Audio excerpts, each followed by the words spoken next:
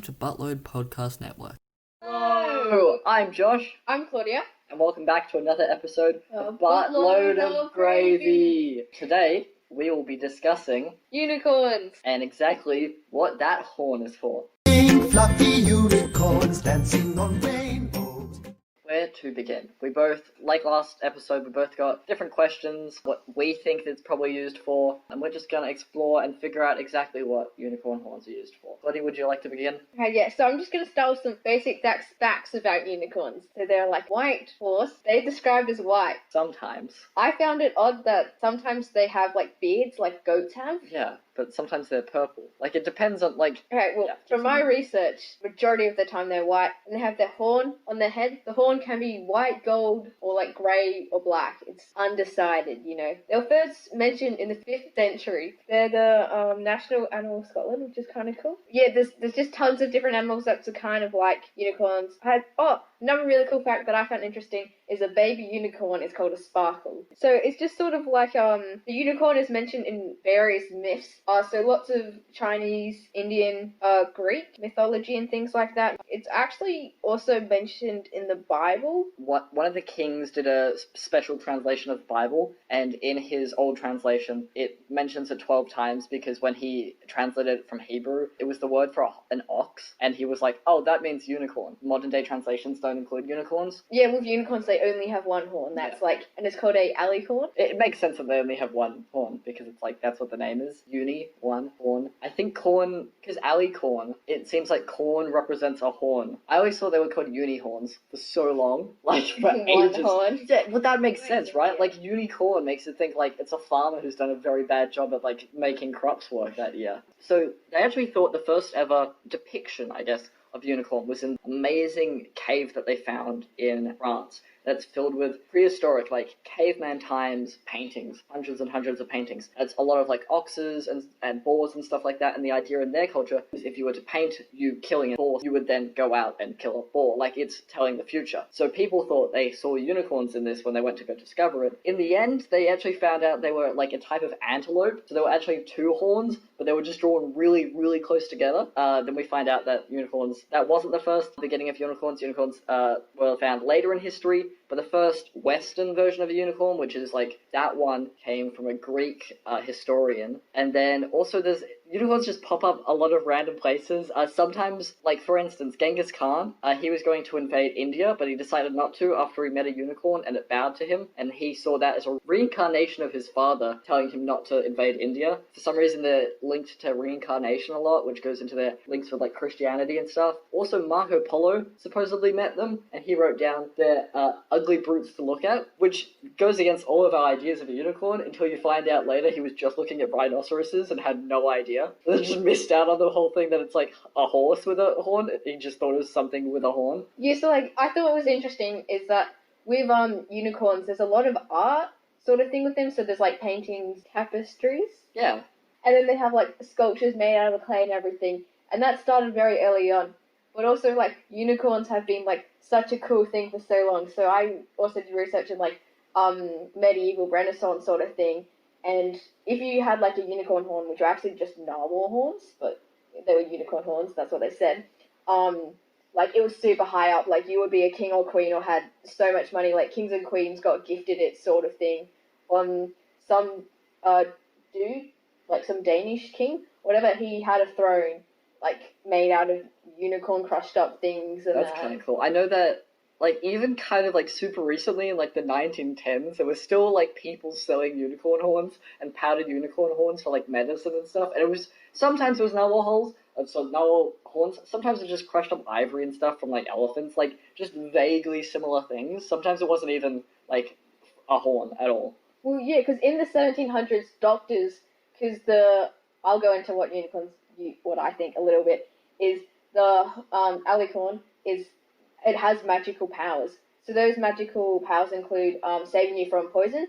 So what kings and queens and rich people would do is they get some powder and like put it in their food so they wouldn't get poison in that. And apparently if you see a unicorn, you'll bring joy and happiness for the rest of your life. And then in the 1700s, they started using it for medicine because they're like, well, it cures sickness, people don't get poisoned, it has magical powers.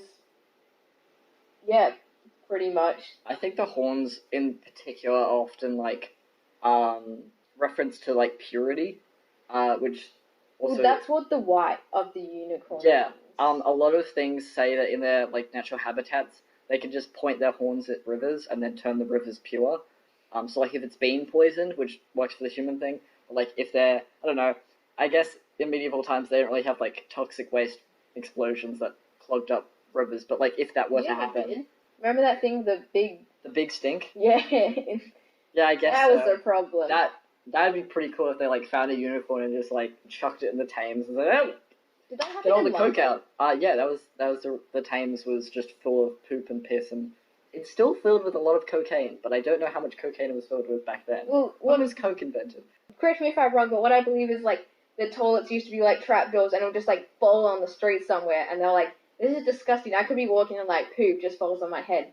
So, like, let's just chuck it in the river. Yeah, And then, because these were people who weren't fishermen or something, so and the then fishermen just, like, swam with poop and wee all day. but also it just became so concentrated that people would come to London and puke because the city smelt so bad, and so then this bloke came down and made plumbing and saved everyone. But the river's still like I wouldn't swim in that, particularly because there's eels in there, and eels are like just gross.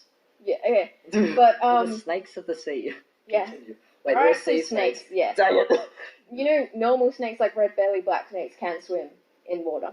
Okay. Well, yeah, but humans can swim in the water, but you don't call them the monkey of the sea. Yeah, anyway, sorry. It's the monkey of the sea. No. Okay. So I did have a question about because I got the alicorn thing. I have a question about Okay. that. Yes. Okay, so you're saying that the unicorn horn has powers, yes? Yes. Does the horn have powers, or does the unicorn have powers? It's the horn. So I believe if someone cut like the horn off a unicorn, It's just it a will- horse. Yeah, or it will like die or something. Because I'm thinking like maybe the magic comes out of the horn, but it's made by the unicorn. It's like a wand. It's like here's an example. Okay, great analogy. If I sneeze, the sneeze comes out of my nose. That doesn't mean the nose is the thing creating the snot. My body is creating the snot. Yeah, Yeah, I guess, but the horn is like the where it comes out of, yeah, like a horn, I like get- a nose. I get- Sneeze. Okay, I get what you mean. Anyway, I found the meaning of alicorn. So it's from the Latin words ali, meaning wing, and corn, Wing? ali, Yeah, what does it mean? meaning wing, like wings, That is weird. and corn, which is spelled with a U on the end, means horn. CORNU. So you came up with the idea it's magic. I think that's a very traditionalist ideal. I'm not saying it's wrong. I'm just saying, you could have magic in other forms. So why is it specifically a horn? Like that doesn't seem like the most effective because, especially because we cut off and stuff.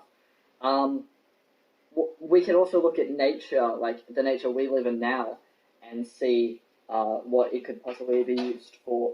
I had a couple of more kind of I don't know, probably more boring answers, but what actual like animals do use horns for. So it's usually one of 3 or 4 things. So 1, fighting off predators.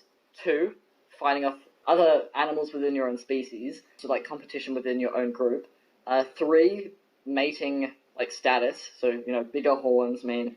And lastly, which is really interesting, animals like goats actually use it for protection, but they also use it to cool themselves down. The bone inside has air pockets, which means air can flow through it in like a really cool like venting system. From what I understand, they live sort of in foresty areas, sort of thing, and they also travel in packs, sort of thing.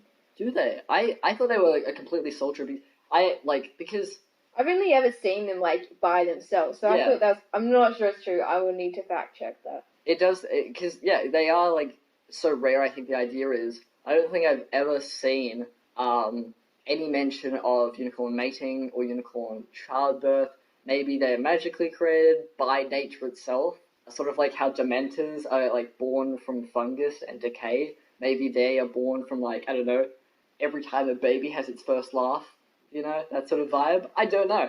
I don't know. No, that's interesting because for some reason when I was researching unicorns, there's all these YouTube videos like watching unicorn egg hatch, and I was like, wait a minute. Anyway, so I thought it was interesting. It believes that they don't hatch from an egg because I'm like, they're a horse, well, mostly horse sort of thing. Like, it's just a magical horse. So it should be mammal sort of thing, like a live birth. I don't know how to call it. Yeah. Another interesting fact I just found is, I need to pronounce this name right.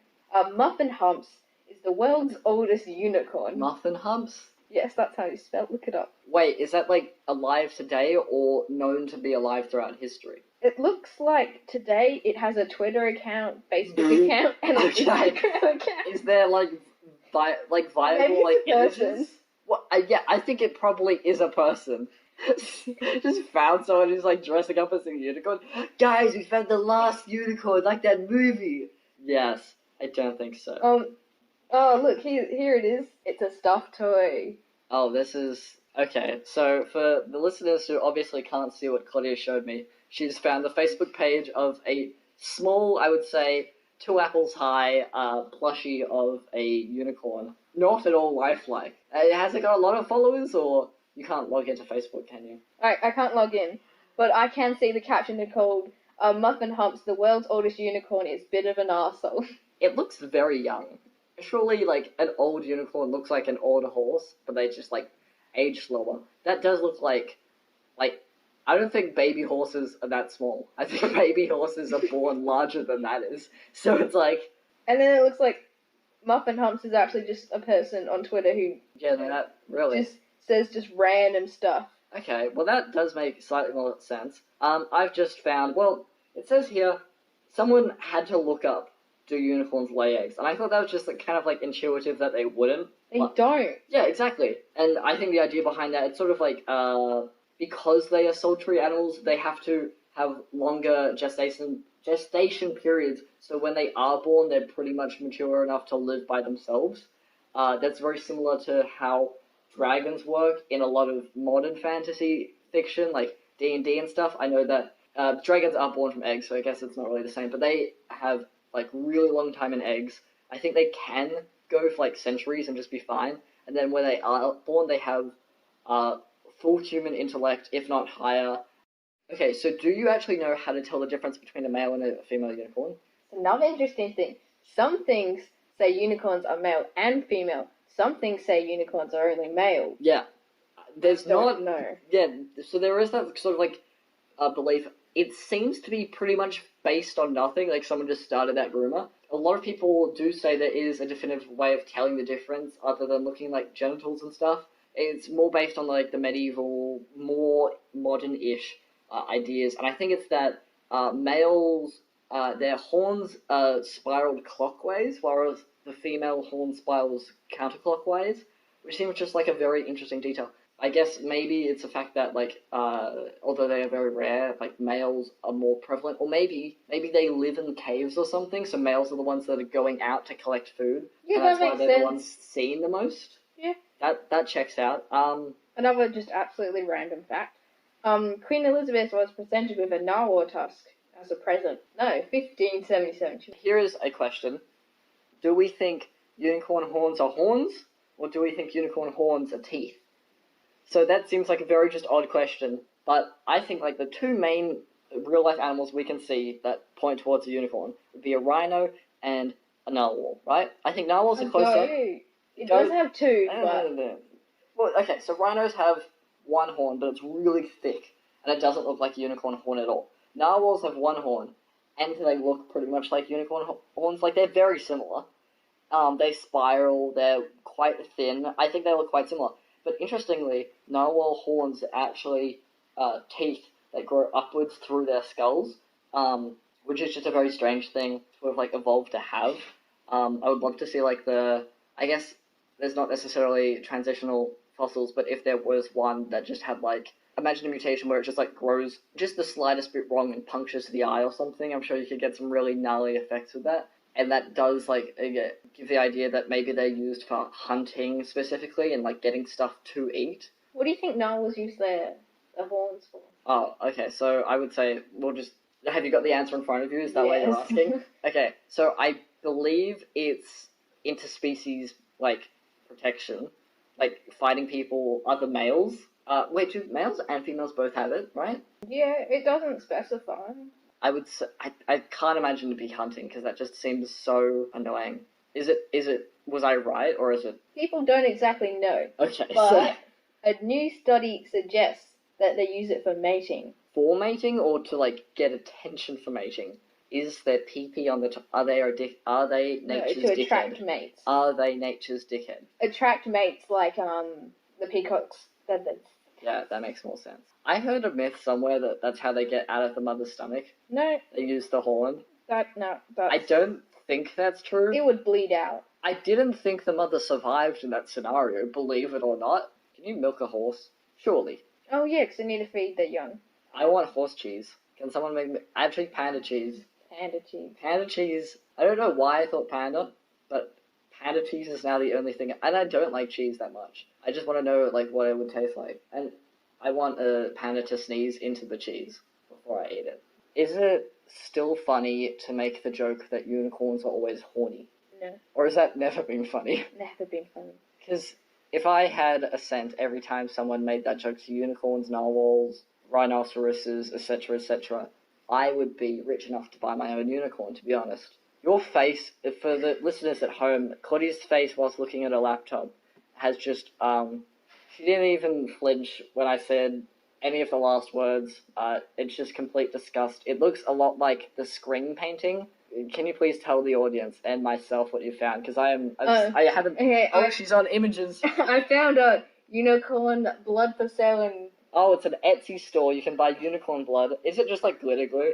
yeah, and Remember that time we bought shampoo that looked like unicorn blood? no. Like from Harry Potter. It was silver and like glistening. What does unicorn blood do in Harry Potter? I forgot. It gives you immortality. Immortal. Yeah, but it also makes you like effed up, right? No, Yeah. there's nothing bad about unicorn blood. No, there's something bad. Otherwise, people would be drinking it. It makes you like a weird husk. That's the whole thing. You want to drink the unicorn blood? There's no unicorn left. Okay, so, in the words of the Centaur from Harry Potter and the Philosopher's Stone, the blood of a unicorn will keep you alive even if you are an inch from death. But at a terrible price, you have slain something pure and defenseless to save yourself, and you'll have half a life, a cursed life, from the moment the blood touches your lips. It doesn't specifically say, are unicorns really easy to kill? Like dodo birds. You know how like humans went onto the whatever island the dodos were on, and like the dodos didn't fear humans, but also couldn't protect themselves from humans, so just were slaughtered very easily because they would like see their brethren be killed and then just walk up to a human assuming that they had good. They're very stupid, but doesn't mean they should die. I feel like unicorns are smarter than that. Why? Why would you think that? There's a book on how to kill a unicorn. Well, based on like them being so pure and stuff, I don't think it would be that hard. Like, I mean, I guess unicorns would probably run fast, but like, surely everything that you use to kill a horse would be the exact same on how to kill a unicorn. It's $117. Maybe you just like, you have to like chase it into a room and then you lower the doorways heights because unicorns can't get into high places because their horns would just hit they can duck. I forgot how necks Yes, work. fact. Shut up. Another fact is unicorns eat grass and hay. I always thought they like ate candy. No, I'm pretty sure they're just horses with horns. Side note, what song do we want to have playing? Oh, Pink Fluffy Unicorns Dancing. in the rain. You know what's the most annoying thing about that song, Pink Fluffy Unicorns Dancing on Rainbows? That classic song we all know and love. The unicorn in that isn't a unicorn. It's a Pegasus. I don't think it is. It doesn't have wings. Also, you can't be a Pegasus because Pegasus is the name of a winged horse. A Pegasi? No, it's just called a winged horse. Pegasus was the name of a winged horse. No. If you have a dog called Rover, that doesn't mean every other dog is called. That's a rover. No, they're all dogs, and one if of you them's look it name up, is it Rover. says Pegasus is a breed. It's wrong. It's wrong. If you look at the myths, Pegasus was a winged. Go into winged horses on another episode. Can't have more than one Pegasus unless you name another winged horse Pegasus. But by that same account, you could have two dogs, call them Pegasus, and then you'd still have two Pegasuses. Oh, I was just trying to see if battle horses have like a spike on their head, but Battle horses, like Yeah. the armor that they wore in jousting. No, I mean battle horses. From what? What? What's a battle You horse? don't know what battle horses Is are? it like battle bots? They're just like mod horses to like fight. How do you know this? That must be illegal. I'm so good at history. No, here. It's the armor.